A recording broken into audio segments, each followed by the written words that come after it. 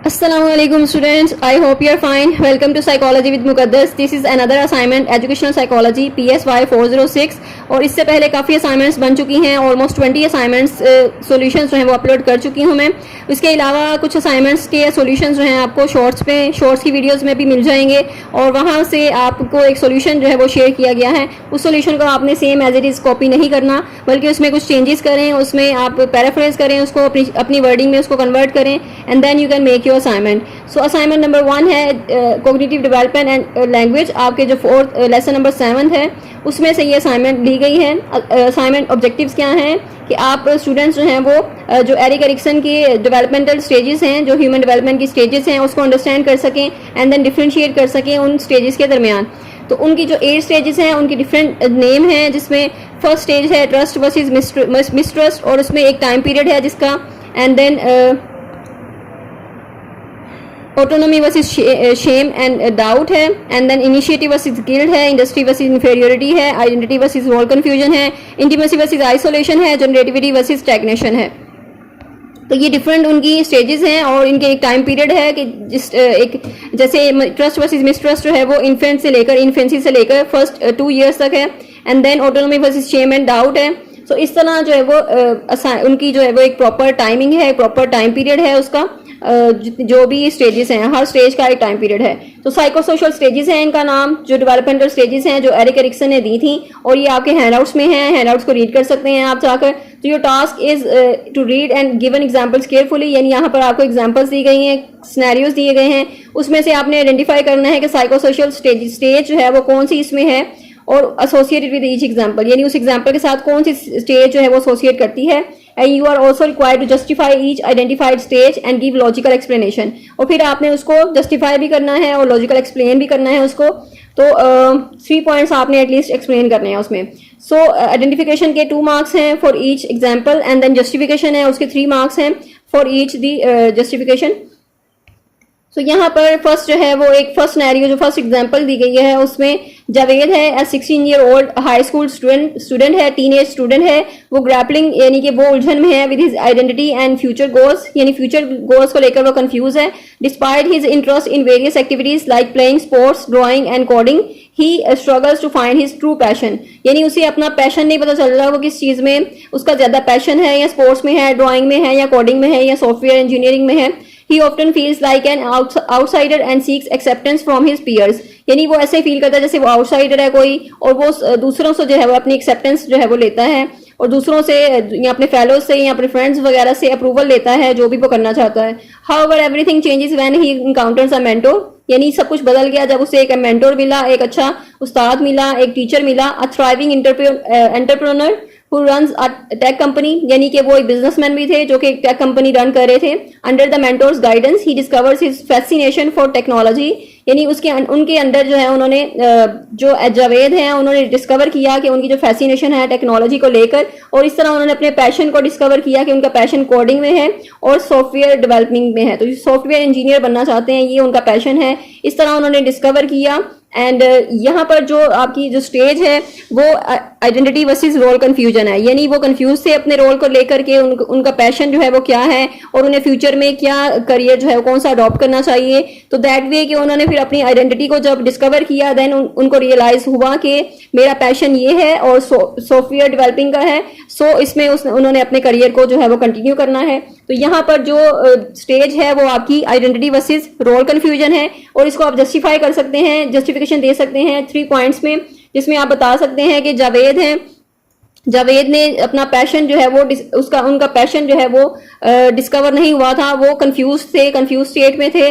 Role of confusion यानी वो confuse थे, और उसके बाद उन्होंने विद द टाइम बीइंग जब उन्हें अच्छा मेंटोर मिला तो उनका जो पैशन था वो डिस्कवर हुआ उसमें. And then second example is Samiya, a successful 40 year old business woman है इन मार्केटिंग में, इन मार्केटिंग. तो finds fulfilment in her career, यानी अपनी करियर में वो फुलफिलमेंट उन्हें मिली है. While balancing her role as a mother and wife, यानी एट अ टाइम कि वो मदर भी थी, वाइफ भी थी, फिर भी उन्होंने अपने करियर को मेंटेन किया. मार्केटिंग में वो बिजनेस वुमन है. And lately however she has been questioning the significance of her work and seeking ways to make a meaningful impact on society. अब यहाँ पर वो अपनी सोसाइटी में जो है अपना रोल प्ले करना चाहती हैं, कुछ कंट्रीब्यूट करना चाहती हैं, and through self reflection she begins exploring ways to give back to her community. और इस तरह उन्होंने शुरू किया एक्सप्लोर करना वेज को, किस तरह वो कम्युनिटी में जो है वो अपना इनपुट दे सकती हैं and use her skills to contribute, वो अपने स्किल्स को यूज कर सकती हैं कंट्रीब्यूट करने के लिए.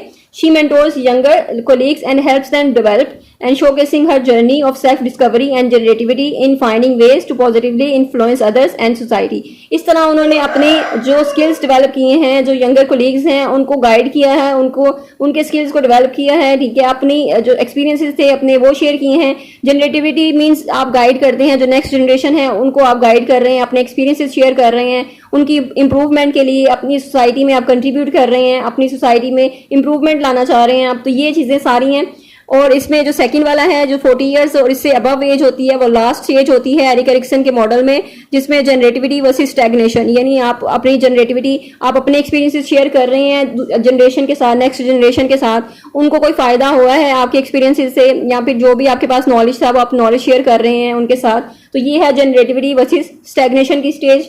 देन थर्ड है बिलाल, अ 4-month-old बेबी है, is in early stages of exploration and discovering his surroundings, यानी कि वो अपने इर्द गिर्द का जो माहौल है उसको डिस्कवर कर रहा है, एक्सप्लोर कर रहा है. और with attentive and caring parents his needs are met promptly and lovingly, यानी उसकी जो नीड्स हैं वो भी पूरी हो रही हैं, उनके पेरेंट्स काफी केयरिंग हैं. Fostering a growing sense of trust in the world, यानी उन्होंने अब इस स्टेज में बच्चों को एक ट्रस्ट जो है वो डेवलप हो रहा होता है.